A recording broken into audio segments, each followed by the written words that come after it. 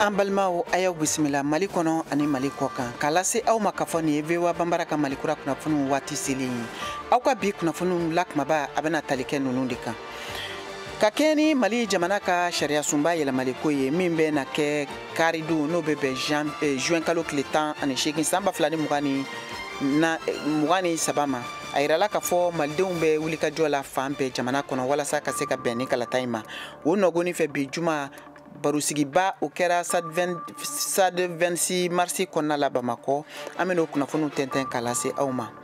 A yirala k'a fɔ Mali diinɛ ɲɛmɔgɔw olu fana ye lajɛrɛ belebele dɔ kɛ fan fila bɛɛ lajɛlen minnu sɔnna ma n'o ye oui ye ani minnu yɛrɛ ma sɔn ni olu bɛ wele ko non min bɛ tali kɛ nin kalata in kan. VOA ka kunnafonidila George Atino ale bɛna kɛ an bolo nɛgɛ kan k'o kunnafoniw lase ka fara VOA Banbara ka kunnafonidila tɔw kan minnu bɛ marabolo kɔnɔnaw la olu bɛna ka na tɛntɛli kɛ an ye nin sariya sunba ko in kan n'o ye référendum ye. Nin ye bataki teliman ye an bɛna min lase aw ma. Mali ka ministre min sigilen don a ka jamana kɔmako ɲɛnabɔli kunna n'o ye Abdoulaye Diop ye. Bɛɛ duniya keleya tɔnba Nations Unies kɔnɔna la New Yorkikaw fɛ yen u ka lajɛrɛba min bɛ kɛ lakanako kun kan n'a bɛ wele ko Conseil de sécurité de l'ONU o senfɛ kunnafoniw binna nin waatinin kɔnɔ sisan k'a fɔ ko Abdoulaye Diop ye Mali ka kunnafoniw lase Nations Unies baarakɛlaw ma k'a fɔ ko MINUSMA n'o ye u ka finitigi minnu bɛ Mali jamana kɔnɔ k'olu k'u bolominɛw bɛɛ lajɛlen cɛ ka jamana kɔnɔna bila. O senfɛ Modibo Danbele b'an bolo nɛgɛ kan a bɛna bataki in kɔnɔ kuma walawala. Modibo i bisimila. Mariam nga foli bi ye y'a fɔ cogoya min na Mariam Abdoulaye Diop ni ale bɛ duniya jamanaw ka keleya tɔnba la y'a yira a ka laseli senfɛ ko tiɲɛ yɛrɛ y'a yira k'a fɔ ko MINUSMA ni o ye duniya jamanaw ka finitigilakaw minnu nalen don bɛn sababuya la Mali kɔnɔna la k'u nana cikan min na ko a cikan ko filen da jɛngɛn'u bolo ko wa u bilala ka na ko minnu na ko ani lakana bɛ cogoya min na ko u tɛ taga ni ɲɔgɔn ye tuguni. Ni laseli kɛra bi Abdoulaye Diop Conseil de sécurité ni ale kan ka lajɛrɛ kɛ juin kalo tile 29 yaasa MINUSMA olu ka toli ni tagali ko kuma ni o kan ka ban o la o kan ka kalafili ko la. A ka kuma senfɛ a y'a yira tuguni k'a fɔ k'a bɛ komi i n'a fɔ MINUSMA yɛrɛ de kɛlen don ko in yɛrɛ ko la gɛlɛmayɔrɔ ye ko k'a sababuya kɛ ko bɛɛ ko wugubala Mali siyaw ni ɲɔgɔn cɛ. Ni kumakan gɛlɛn ninnu ko wa ko o ye fɛn ye mun bɛ sɔn ka kɛ bɛn sɔrɔli k'o lagɛlɛya ani sigida mɔgɔw ka se ka baara kɛ ɲɔgɔn fɛ o fɛnɛ fara kan. A ko a ko bɛ yɔrɔ min na sisan ko nin waleya in nana ni ɲugun ani sigasigali yɛrɛ ye MINUSMA yɛrɛ toli yɛrɛ la Mali kɔnɔna la ko a nana danabaliya bila MINUSMA ani Mali faamaw u ni ɲɔgɔn cɛ. O y'a yira k'a fɔ ko MINUSMA ye laseli gɛlɛn sɛbɛnfura min labɔ ni a ma mɛn a y'o kɔn ko k'a yira k'a fɔ Mali ye wulikajɔ minnu kɛ jatigɛwale mɔgɔw nɔfɛ mura ni ale kɛra mars san 2022 ko nin bɛɛ kama ko Mali fanga a b'a laɲini ko sans délai MINUSMA a k'a ka minɛnw cɛ ko ka taga ko mɛ ko Mali kɔni bɛ fɛ ka baara kɛ hali bi ni duniya jamanaw ka keleya tɔnba ye o hukumu kɔnɔna la minisiri ye nin laseli kɛ a ma sɔn mun ye k'a fɔ ko u ka toli minnu ni secrétaire général Antonio Guterres ale tun y'o fɛ a y'olu kɛn ni a bolo kɔkanna ye. Mariam Traoré. Garde de tout ce qui précède. Le gouvernement du Mali demande le retrait sans délai de la MINUSMA. Cependant, le gouvernement est disposé à coopérer avec les Nations Unies dans cette perspective.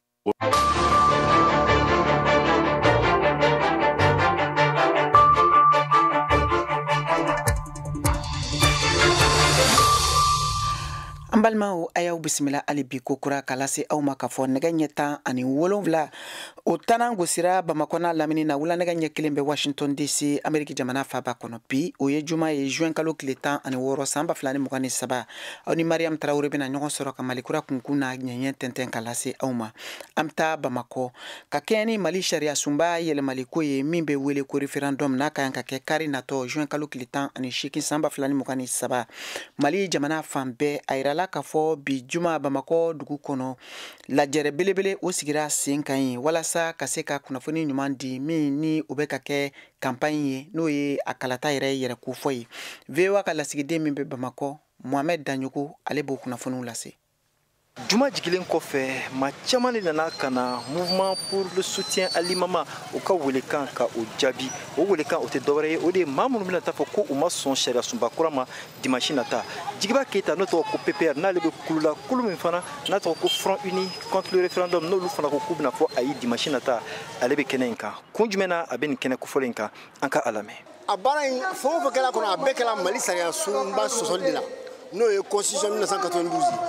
président ye décret min ta ka commission ka a fɔ k'ale bɛna constitution réviser constitution kura sigi a ma o kɛra en violation de la a ye constitution de sɔsɔ a ye mɔgɔ minnu sigi o fana kɛra constitution sɔgɔli kan o kɔrɔ k'a fɔ fɛn o fɛn kɛra a daminɛ fo bi a bɛɛ bɛ Mali sariya sɔsɔ o y'a to anw ta la mun na fana parce que jama fan caman de bɛ mun ko k'u ta la u ka haminankow ma ta kunna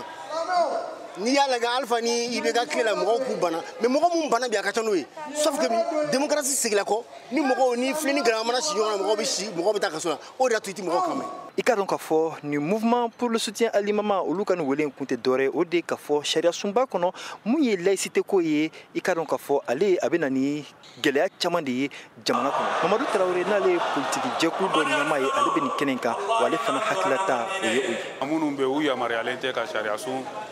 falen sariya sun in kisɛ 11 o de ko k'olu man ka a falen yan'an ka kɛ imama yan'an ka kɛ maliyɛn yɛrɛ fɔlɔ an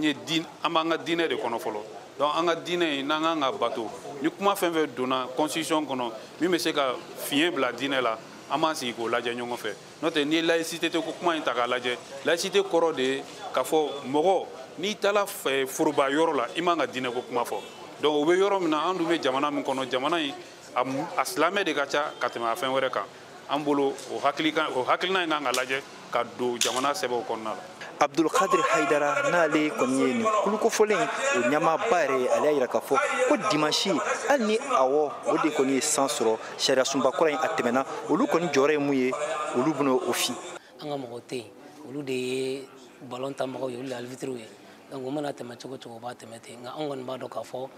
an ye an jɔyɔrɔ fa kama ka da ka fɛn bɛ tɔɔrɔ se jamana ma n'an y'o fɔ o de ye an fana jɔyɔrɔ ye inshallah. An b'a yira k'a fɔ mun kɔni ye kalafiliba yɛrɛ ye ka ɲɛsin ni sariya sunba in ma o na kɛ dimanche nata juin kalo o tile 18 Mohamed Danyoko VOA Bambara tɔgɔ la ka bɔ Bamako. Mali jamana ka sariya sunba yɛlɛmali ko hukumu kɔnɔ hali bi min kan ka kɛ ni kalata ye juin kalo tile 18 san 2023 a yirala o de senfɛ k'a fɔ diinɛ jɛkulu ɲɛmɔgɔw fɛnɛ an'u ka tɔndenw caman fɛnɛ ye lajɛrɛ belebele dɔ kɛ Bamakɔ dugu kɔnɔna la bi o senfɛ VOA ka kunnafoni sɛnsɛnna George Atino ale b'an bolo nɛgɛ kan a bɛna walawalali kɛ an ye ni lajɛrɛ in tɛmɛna cogo min na Bamakɔ. Allo George ni tulo b'an na i bisimila. Aw ni ce. Somɔgɔw bɛ di ayiwa an y'a mɛn k'a fɔ bi lajɛrɛ tun bɛ sen na min kɛra ni diinɛ ɲɛmɔgɔw n'u ka tɔndenw caman ye kɛnɛ kan ye. Ni waati la ne filɛ nin ye 26 mars la nka tiɲɛ don k'a fɔ ko Mali faaba kɔnɔna la Bamako kɛrɛnkɛrɛnnenya la par la culture la diinɛ ɲɛmɔgɔw olu ka lajɛ tun bɛ yen o lajɛ mun senfɛ olu y'u ka bɔ k'a fɔ k'olu ma jɛ kɛrɛnkɛrɛnnenya la ni sariya sunba kɔnɔ ko dɔw ye ni o bɛ tali kɛ laïcité kun kan nka ne filɛ nin ye 26 mars la yan Bamako lajɛrɛ kɛrɛnkɛrɛnnen bɛ yan o ye maaw ye minnu kɔni bɛ sariya sunba yɛlɛmani jukɔrɔma don don yan kɔni maaw kɔni ka gulɔtiw sanfɛ i bɛ se ka kalan k'a fɔ awɔ ko oui k'olu b'a fɛ ko Mali sariya sunba ka yɛlɛma ko référendum ka kɛ wa k'olu bɛ Mali marabaaw ka lasiraw jukɔrɔma don don ani minnu sera ka ɲɔgɔn kuma ɲɔgɔnya olu caman kan bɔ k'a fɔ k'olu b'a fɛ ko sariya sunba ka yɛlɛma sabula o de ye Mali kura taasiyɛn yɛrɛ yɛrɛ o de ye Mali kura taasira ye ni y'u ɲininka fana dɔw fana ko k'olu b'a fɛ sariya sunba o ka yɛlɛma sabula k'olu b'a fɛ ko laïcité ka sankɔrɔta ko de kosɔn ko yɛrɛ de sira fɛ ko Mali la ko diinɛw bɛɛ lajɛlen na se ka baara kɛ ɲɔgɔn fɛ Mali kɔnɔ ani ka jɛ ɲɔgɔn fɛ Mali kɔnɔ i n'a fɔ ko a tun bɛ kɛ cogo min na ka kɔrɔ. Ayiwa ni waati in na i bɛ se k'a fɔ an ye stade 26 mars yɛrɛ kɔnɔna bɛ cogo di jama bɔra wa. Stade 26 mars falen don kosɛbɛ jama la maaw bɔra fan bɛɛ fɛ ka na yan an yɛrɛ filɛ nin ye hali 26 mars cour kɔnɔnaw bɛɛ la jamaba bɛ yen dɔw bɛ yen olu n'u ka file bɛ ɲɔgɔn na dɛmɛ bɛ dɔw bolo dɔw bɛ dɔn na dɔw bɛ kulon na dɔw fana sigilen don 26 mars yɛrɛ kɔnɔna la jama kɔni bɔra ka yanfa. Ayiwa ni diyara ye kosɛbɛ an ka foli b'i ye kosɛbɛ nin tun ye VOA ka kunnafonidila George Atino ale ka laseliw ye ka tɛmɛ ni sariya sunba yɛlɛmaliko ye min ni a wulikajɔ yɛrɛkofɔw bɛ senna ni a bɛ wele ko campagne an bɛ taa maraw kɔnɔna la kɛrɛnkɛrɛnnenya la ɲɔnɔkaw fɛ a yirala k'a fɔ fɛnɛ lajɛrɛ belebele sigira sen kan ye tarata don m'o bɛnna juin kalo tile 12 san 2023 ma wasaden n'a bɛ wele ko jajiba ale ni a ka tɔndenw ka fara bɛrɛbɛrɛli tɔnw n'a kanubagaw kan olu fɛnɛ bɔra ka taa kunnafoni ɲuman di cogo min na jamanadenw bɛ se ka bɔ ɲɔnɔ mara la cogo min na ka bɛn kalata in ma Mokhtar Bari ani Abibatu N Traoré olu tun b'o kɛnɛ kan. Mali sariya sunba ka lajɛba dɔ kɔnɔ ni bolodalen don karidon juin kalo tile 18 san 2023 o hokumu kɔnɔ lajɛ dɔ labɛnna tarata don juin kalo tile 12 san 2023 ɲɔnɔ dugu kɔnɔ walasa ka dugudenw lajɛ u ka bɔ i n'a fɔ kɔnɔkulu ka taa kalata kɛ ni awɔ ye min labɛnna ɲɔnɔ sifinakaw ani honorable jajɛba ale ye CNT ma ye ani parti ADP Maliba ɲɛma danga sabana ye Bamako.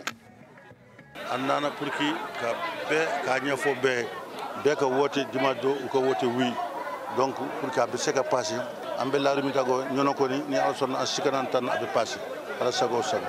Yala jamanadenw ka ni lajɛba kalata na kɛ sababu ye malidenw ma kɛrɛnkɛrɛnnenya la ɲɔnɔ dugudenw ma ŋaniya dɔ ye ka ɲɛsin sariya sunba ka lajɛ seginni ma. Madame Tangara Tatakida ale ye ADP Maliba muso ɲɛma ye ɲɔnɔ. Ni référendum in kɛra sisan n'a changera Mali bɛ dingɛ min kɔnɔ a bɛ bɔ a kɔnɔ baaradaw bɛ dayɛlɛ denmisɛnninw bɛ baara sɔrɔ ni denmisɛnninw lafiyara u baw bɛ lafiya u faw bɛ lafiya u yɛrɛ bɛ lafiya. Yɔrɔ min na a ɲininen don jamanadenw fɛ ka wote ni awɔ ye maa dɔw ma sɔn u ma bari ka d'a kan u ma jɛ ni laïcité ko ye. Imam Ibrahima Jabi numéro 2 ale ye imama tɔnden ye. Anti transition contre la, anti Hashim contre la, anti jamana ɲɛmasi contre la. An bɛ k'an ka diinɛ de défend ka makaran u k'a lajɛ mot laïcité ka tirer ka bɔ constitution kɔnɔ a bɛ yɔrɔ o yɔrɔ la surtout l'enseignement kɔnɔ l'enseignement na laïcité de bɛ yen mɔgɔ tɛ se k'i ka diinɛ ɲɛɲini ka dɔn. Sariya sunba ɲɛfɔlen kɔfɛ ɲɔnɔ dugudenw ye layidu di ADP Maliba ɲɛmaaw ma k'u na wote karidon ni awɔ ye. Abiba Nango Traoré, Mokhtar Bari, VOA Bambara tɔgɔ la. An bɛ segin ka taa Bamakɔ kɛrɛnkɛrɛnnenya la Palais de la Culture kɔnɔna la Badilabugukaw fɛ bi fɛn min ye diinɛ ɲɛmɔgɔw ye ka fara alimami caman kan olu fɛnɛ tun bɔra ka taa kunnafoni di kɛ ɲɔgɔn ma min bɛ tali kɛ ni sariya sunba yɛlɛmaliko kan n'a bɛ wele ko référendum. George Atino ale sera ka imam 2 olu ka seereya sɔrɔ o senfɛ an k'o kunnafoniw lamɛn. Ibrahim Diallo ye Torokɔrɔbugu misiriba alimami ye. Sɔgɔmada kalan kɔfɛ, alimami b'an kunbɛn misiriba da la. An donnen misiri kɔnɔ, foliw kɔfɛ, alimami Ibrahim Diallo ale bɛ suran dɔw jira an na, olu minnu sɛbɛnnen bɛ arabukan na. Alimami bɛ sinsin o de kan k'a fɔ ko Mali ka laïcité mun bɛ sariya sunba kura hakilina in kɔnɔ, k'o ye fɛɛrɛ ye waasa ka se ka koto ɲɔgɔn ta la ani bɛn sinsin malidenw ni ɲɔgɔn cɛ, i n'a fɔ a ɲininen don cogo min na kuranɛ kɔnɔ. Ala ye mɔgɔw dan ka choix to an yɛrɛ bolo. A ko an ma kuranɛ kɔnɔ ko inna hadaynahu sabila imma shakiran wa imma kafura. Ne adamadenw dan ka siratigɛ 2 de bila adamadenw kɔrɔ. Soit i ka Ala dɔn i ka Ala barikada wali k'i ban ka Ala rekoni. Donc ja choix bɛ mɔgɔ bolo k'i ban ka Ala rekoni. Ala yɛrɛ ko ten n'a ka di i ka Ala rekoni n'a ka di i kana rekoni. Donc o ye kuma fɔlɔ ye. Kuma filanan min b'a yira k'a fɔ ko laïcité k'a bɛ bɛn donc silamɛya ye dɔrɔn k'a ɲɛfɔ mɔgɔw ye u ka sɔn. Ni min ma sɔn il est libre a bɛ taa sira min fɛ ni kafiriya de don ou bien ni jobato don ou bien ni fɛn min don n tɛ foyi la il est libre d'exercer ça. I n'a fɔ a b'an ka constitution kɔnɔ cogo min na Ala ye nin fana fɔ an ye an bɛ waati min na ko to ɲɔgɔn ta la cohésion sociale an bɛɛ ka don da kelen fɛ ka bɔ da kelen fɛ. Bamako sigida 6nan kɔnɔ dɔgɔtɔrɔ Mahamani Mayiga ale ye senfa teliya la ka na lajɛ ani ɲɔgɔn ye olu gannen don waasa ka se k'u ka wulikajɔba o labɛn o mun senfɛ u bɛna bɔ ka jira k'a fɔ k'olu ma jɛn ni Mali sariya sunba kura ye. O hukumu kɔnɔ limama ni o ye Mali alimamuw tɔgɔla jɛkuluba ye olu farala ɲɔgɔn kan ka dɛmɛ jɛkulu dɔ bila sen kan. Mahamani Mayiga ale y'o kuma laselan dɔ ye. Ale b'i kanbɔ k'a fɔ kun jumɛn na olu t'a fɛ sariya sunba kura in ka bila sen kan n'o kun dɔ la belebele u bɛ tali kɛ laïcité kun kan. En fait, nous contestons ce projet de constitution pour deux raisons fondamentales. An ma jɛ ni constitution kura ye kun fila la. Kun fɔlɔ constitution baara cadran kɔnɔ diinɛ dɔnbagabaw fosi tun tɛ commission fɔlɔ ani filanan na. Kun filanan o bɛ tali kɛ constitution kɔnɔ ko kan. Laïcité ko kuma min bɛ fɔla o ye colonisation hakilinaw de ye min bɔra Faransi yɔrɔ. Wa a donna Mali constitution la ka sɔrɔ maliyɛndenw ma jɛ n'a ye. N'an ko Mali kura an ka kan ka jɛ laïcité kɔ. Mali ye diinɛ jamana de ye silamɛw ani chrétiens. Sabula laïcité de ye ka Alako senbɔ jamana kow la. Ka ta 1960 la kana bila bi la laïcité de y'a kɛ an ye ɲɛmaw sɔrɔ minnu ma jamana nafolo minɛ ka ɲɛ sabula diinɛ taabolo t'u la. Les ressources de l'État parce qu'ils n'ont pas une éthique, une formation religieuse, une référence religieuse. Bi jumadon na a mana kɛ minnu kɔni b'a fɛ sɛrasuma kura u ka bila sen kan ani hali minnu fana t'a fɛ a ka bila sen kan o fan fila bɛɛ kelen don ka lajɛ belebele dɔ labɛn o mun sen fɛ u b'a ɲini u kanubaw fɛ k'u ka taa o hakilina in kɔni jira kalata bon kɔnɔ. Georges Atindo, VOA Bambara tɔgɔ la, Bamako. Ben on the track.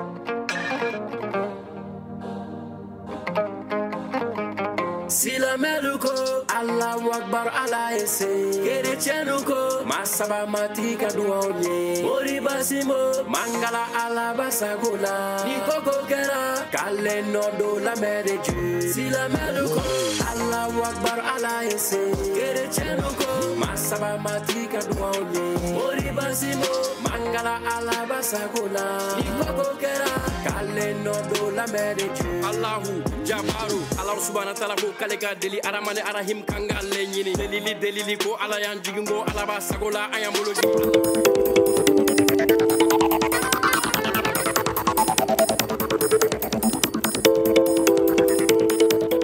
VOA Afrique ni VOA Afrique ye buna adamadenw lafiyara kunnafoni ko la. An balimaw an ka foli b'aw ye hali bi ka lase aw ma k'a fɔ aw sɔgɔlen don VOA Bambara ka Malikura kunnafoniw na a ka radio fiɲɛsiraw bɛɛ lajɛlen fɛ. Bamakɔ n'a lamini ye fiɲɛ turukala 102 o fiɲɛsira ye. Ɲoro du Sahel aw b'an sɔrɔ radio Emergence kan 99 ani tomi 6. Ni waati in na Bugunikaw b'an sɔrɔ radio Kumase kan 92 o fiɲɛsira fɛ. Yuwaru radio Dunuya 101 ani tomi 2. Koro ani Bayangarala a lamini radio Orona 93 ani tomi 2. Sankaw b'an sɔrɔ radio Perzan ka 90 ani tomi 8. Ni waati in na fɛnɛ Abijankaw bɛ se k'an na sɔrɔ 99 fiɲɛsira fɛ. Wagadugu aw b'an sɔrɔ fiɲɛ turukala 102 ani tomi 4 kan. An ka bɔlɔlɔsira labilalen don www.voabambara.com walima aw bɛ se k'aw sɔgɔ an ka page Facebook la, YouTube ani Instagram kan VOA Bambara. Malikura kunnafoniw bɛ ka lase aw ma Mariam Tarawele fɛ ka bɔ studio 6nan na VOA soba kɔnɔ Washington DC.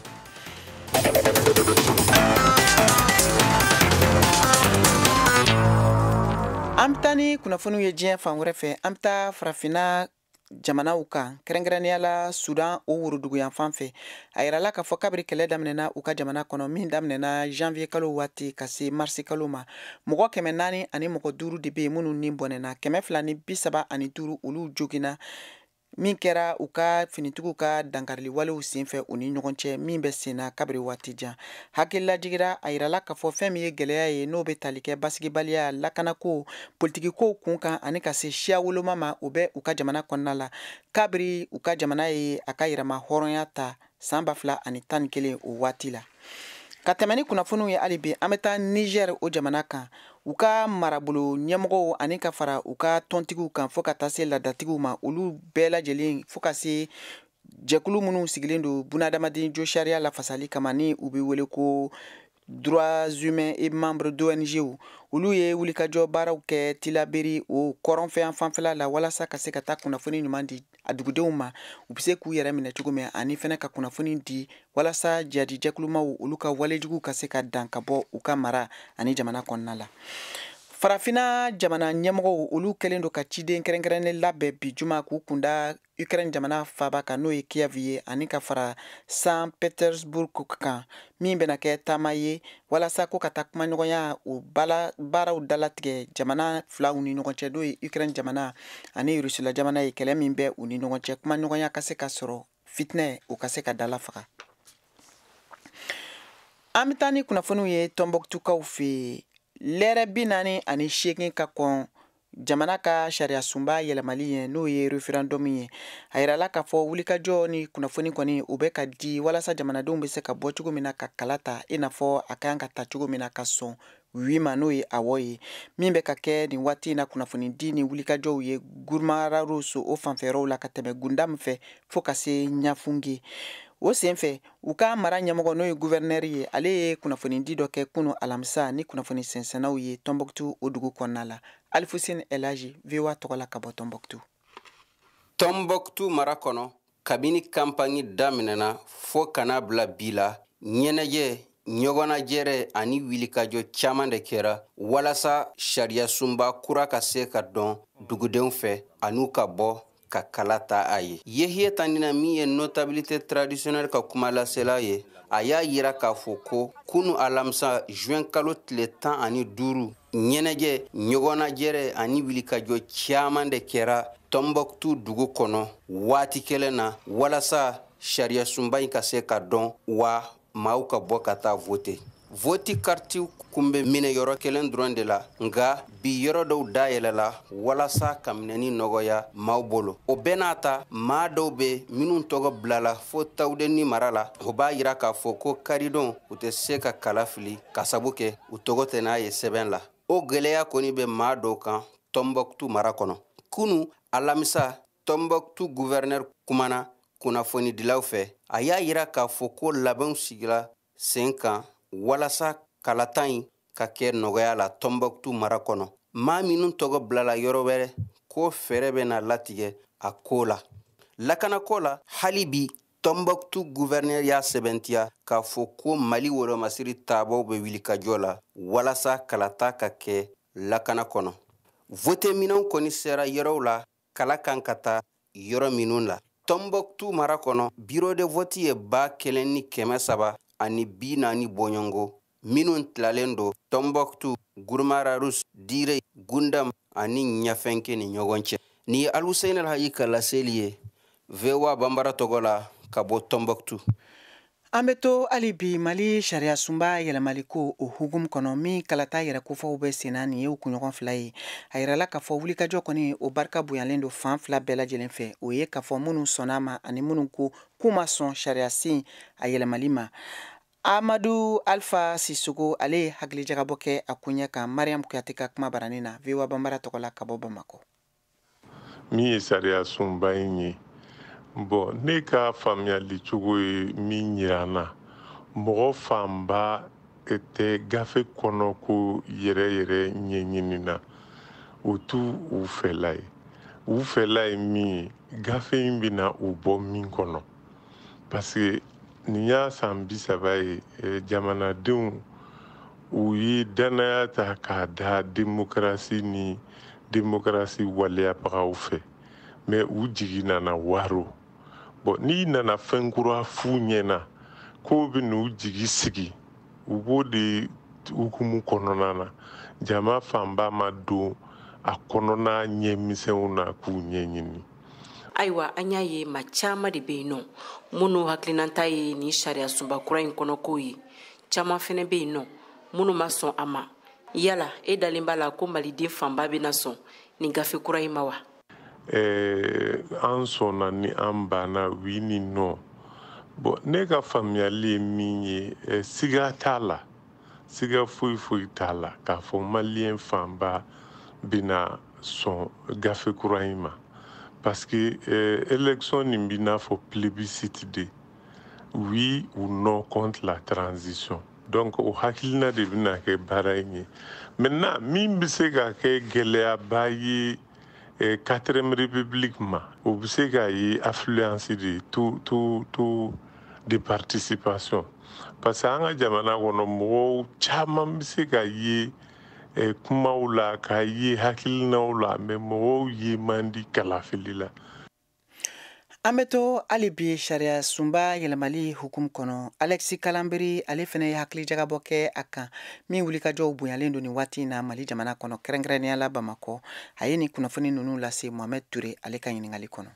N'i ye jateminɛ kɛ Mali sariya sunba yɛlɛmani ko kuma mɛnna sen na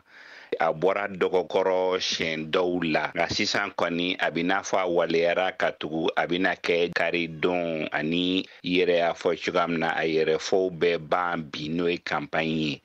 ayiwa a ye a to mɔgɔ caman walawalara ka tugu an kun ɲɛ b'a la waati kɛra la mɔgɔw bɛ siran ka kuma bɛɛ kɛmɛ k'i sigi ka sɔrɔsiw lajɛ nka sisan yɛrɛfɔ ni senfɛ kɔni mɔgɔw bɔr'u yɛrɛ la mɔgɔw walawalara mɔgɔw y'u hakilina fɔ sɔrɔsiw yɛrɛ a bɛ n'a fɔ bala ka politiki fari da ka tugu an yɛrɛ ye Asimi ye ani a ka mɔgɔw kolonɛliw u ye yɛrɛfɔ kɛ duguw la ani stadiw la a bɛ n'a fɔ bolo ɲɛ kurabala ka dan fɛ. Ni wulikajɔw la dɔw y'a yira k'a fɔ k'olu bɛ jɛn n'a ye nka caman fana y'a fɔ k'olu tɛna jɛn n'a ye dɔw ye ayiwa sariyaso kun minɛna a gɛlɛyako ye n'o ye silamɛ tɔnjɛkulu dɔ ye kɛrɛnkɛrɛnna Mohamed Diko ka tɔn n'o ye Semas dugudentɔnw dɔw fana ye yira denmisɛnnin kunda Mali fan bɛɛ kɔnɔna na k'olu ma jɛ ni kalata bolodalen barisabu gɛlɛya wɛrɛw bɛ sigidadenw kan min tɛ nin ye nka e yɛrɛ fɛ don n'a nata la kalata bolodalen kɔfɛ mun de bɛ se ka kɛ walasa ka jamanadenw bɛɛ fara ɲɔgɔn kan Mali ni dɔw ko Maliba o yɛrɛ kama. Ayiwa i y'a fɔ i ka kuma la cogoya min na o don kan fila bɛ yen maa fɔlɔ ko u jɛnna n'a ye minnu ko k'u jɛnna n'a ye jɛkulu sifa bɛɛ b'o la politiki mɔgɔw b'o la diinɛ mɔgɔw b'o la sifinw b'o la maakɔrɔw b'o la musow b'o la bɛɛ n'a ka kun don dɔw ko an jɛnna n'a ye ka tugu an bɛ politiki gɛlɛya min kɔnɔ nin de nana n'o ye dɔw ko an jɛnna n'a ye ka da nin kan nka o kɛrɛfɛ dɔw fana bɛ yen minnu ko k'u ma jɛn n'a ye minnu k'u ma jɛn n'a ye diinɛ mɔgɔw fana b'o la politiki mɔgɔw b'o la sifinw b'o la dugu wɛrɛ mɔgɔw b'o la ka da fɛn caman kan ni sisan an ka Siyaka Tarawele ka farikolo ɲɛnajɛ kunnafoniw lamɛn. Tanko kelen ani ɲawawa dɔrɔn a bɛ dɔn ni Mali cɛ kɔrɔbalenw bɛ na u ka qualification sɛbɛn sɔrɔ min b'u yamaruya ka ye Côte d'Ivoire san wɛrɛ 2024 Coupe d'Afrique kɛnɛ kan k'a sɔrɔ éliminateurs ma ban sinikɛnɛ kari juin kalo tile 18 san 2023 Congo Brazza ni Mali bɛ ɲɔgɔn sɔrɔ Congokaw fɛ yen senatolanta ɲɔgɔndan don min bɛ don CAN Côte d'Ivoire ɲɛbila ɲɔgɔndanw tile 5nan hukumu kɔnɔ. Bamako stade du 26 mars la kunu alamisa Mali senatolantanaw y'u ka degeli labanw kɛ ka sɔrɔ ka Congo sira ta bi sɔgɔmada in na u ka degeli karamɔgɔ Eric Sekuchel y'a yira ko baasi tɛ ale ka cɛdenw na u bɛ hakili lafiyalen don ka ɲɔgɔndan in makɔnɔ. L'état d'esprit nisɔndiyalen don n ka dɔrɔntɔnɔ kɔrɔ bi degeli baaraw kuncɛlen i b'a ye k'a fɔ galabo ale ni dusu o tun b'o la Mali ale ni Congo bɛna dɔrɔntan mun kɛ a tɛna kɛ mun ye dɔrɔntan nɔgɔmanba ye ka maaw bɛɛ lajɛlen ɲina Mali ale ye dɔrɔntan mun kɛ Gambie ɲɛkɔrɔla la n'an binna mun ye Gambie fɛ yen nɔ. L'état d'esprit de l'intensité et de l'agressivité. Mali ka kulu kɔnɔ kunasini araba Gambie ye se sɔrɔ Soudan du Sud kan celu 3 k'a ka kuru dafa 9 na ɲɛbila ɲɔgɔndanw tile 5nan don balana ko tɛ Eric Sekuchel bolo. Moi je suis pas surpris que la Gambie soit revenue parce que Gambie ale ka sɛbɛya ta Soudan du Sud kan o ma bali ne la Soudan du Sud dun olu tun bɛ ka mun ye filanin bi ale de ɲini mun ka gɛlɛn anw ma o ye Mali ale ni Congo bɛna ɲɔgɔn sɔrɔ mun kɛ an fana bɛna wulikajɔ bɛɛ lajɛlen sigi sen kan an bɛ se ka jaabi ɲuman sɔrɔ cogo min. Moi je comptais faire un gros match au Congo. Eric Sekuchel Mali degeli karamɔgɔ y'a yira k'aw ka cɛden 28 minnu welela u bɛ kɛnɛ sɔrɔ. Oui, le groupe est au grand complet. Dɔrɔntana mun bɛɛ lajɛlen nana Bokar Traoré dimi kungurunin bɛ ale kunbere kɔnɔna an bɛ baara kɛ ni dɔrɔntana 25 ye ka 11 b'o la. Sur 25 joueurs et ensuite 11. Congo senatolantanaw kan Eric Sekuchel ka fɔ la minnu ni Mali ye ɲɔgɔn sɔrɔ ɲɔgɔndan tagali la yan Bamakɔ u bɛ tɛna ye ɲɔgɔndan in na sinikɛnɛ. Le Congo Congo fan fɛ u ka dɔrɔntanaba caman tɛna na ka bɛn dɔrɔntan in ma u ka dege karamɔgɔ ye wele lase dɔrɔntana wɛrɛw ma k'olu nɔna bila o dɔrɔntana sugu olu bɛ to ka banna ko kɛ kuma dɔw la k'a yira dege karamɔgɔ la kolo ni weleli ka kan Mali an tɛna baara kɛ n'o ye an bɛ baara kɛ n'an yɛrɛ fanga ye ka sebaya ɲini. Mali degeli karamɔgɔ Eric Sekuchel n'a ka cɛdenw ka laɲini konen de ye ka se sɔrɔ sinikɛnɛ ɲɔgɔndan na walasa ka qualification ta ka sɔrɔ ɲɛbila ɲɔgɔndanw éliminateurs ko don u ma kuncɛ. VOA Bamara tɔgɔ la Bamakɔ Siyaka Tarawele ka laseli don. an balimaw a y'a faamu cogo min na ne de bena dansigi aw ka bi malikura kunnafoniw na ka foli ni tanu kɛ aw bɛɛ lajɛlen ka fɔ ye k'aw ni ce aw ka kulomajɔ la aw k'an bɛɛ waati wɛrɛ mangala alabasagola ni koko kɛra k'ale nɔ do lamɛn de ju silamɛdu ko Allahu akbar ala ye se kerecɛnu ko masaba matigi ka dugaw ye moribasimo mangala alabasagola ni koko kɛra k'ale nɔ do lamɛn de ju Allahu